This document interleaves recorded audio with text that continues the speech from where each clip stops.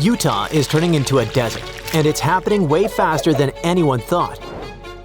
In just a few decades, the state's most famous lake could dry up completely.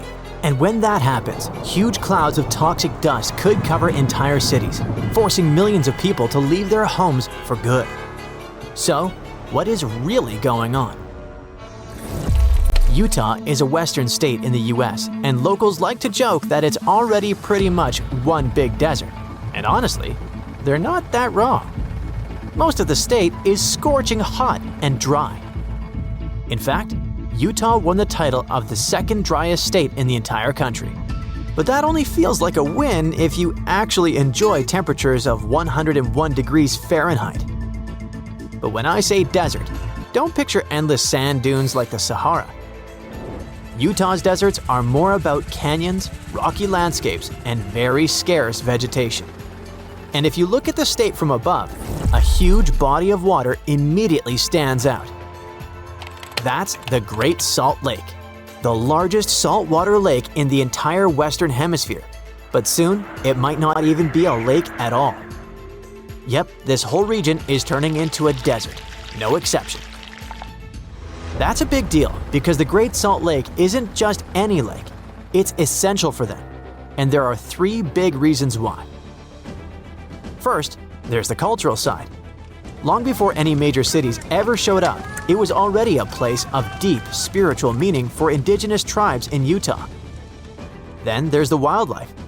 This region is a crucial stop along the migration routes of about 10 million birds, including eared grebes and American avocets. For them, it's a place to feed, nest, and rest before continuing their journey. And finally, there's the economy.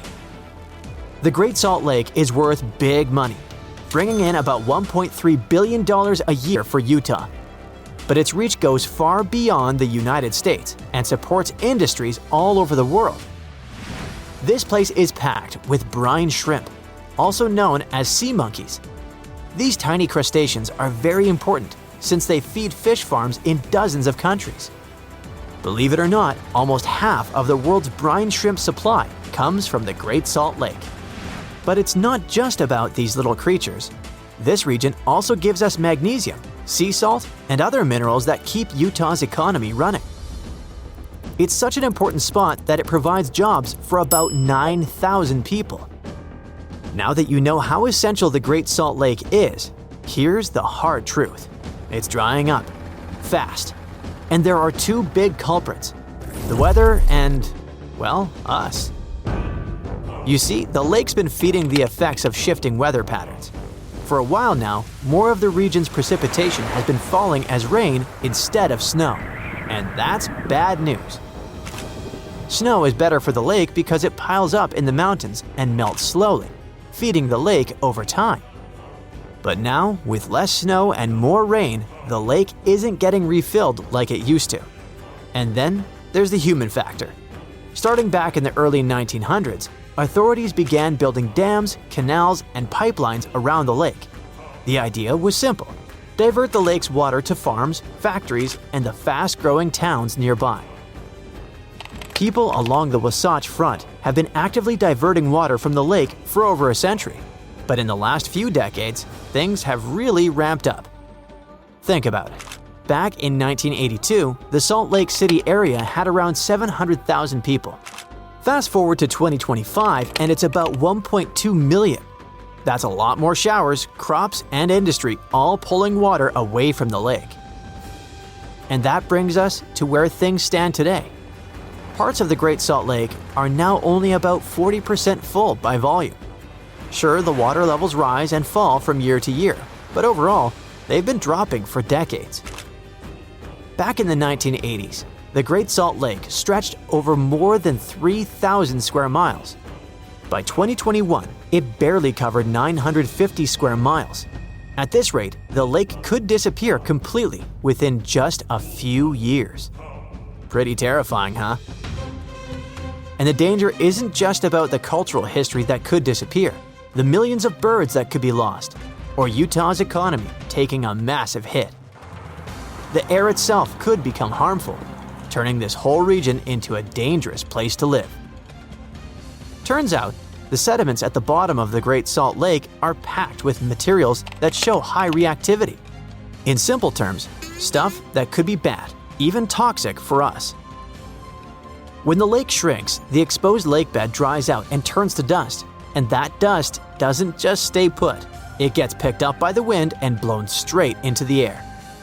The problem is that the lake is pretty close to big cities, and the dust that could come from it might carry metals like manganese, iron, copper, and lead, all of which can seriously irritate your lungs. When that happens, it can trigger inflammation and lead to respiratory issues. Experts believe it might also be connected to heart problems, developmental defects, and other serious health risks. These findings were published in 2024. At the time, scientists admitted they couldn't yet confirm whether those toxic substances were reaching populated areas. They still needed better equipment to track the wind and all. Even so, people were already worried. Then, in May of 2025, the headlines hit. A dust storm carrying toxic elements had, in fact, swept across the Salt Lake Valley, impacting residents in some of Utah's most densely populated areas. People in Magna and Tooele County actually watched a massive plume of dust roll right over their cities. So yeah, even though we still need more studies to know just how bad things could get, or if the biggest cities will be hit, groups like the nonprofit Grow the Flow say the disaster is already underway.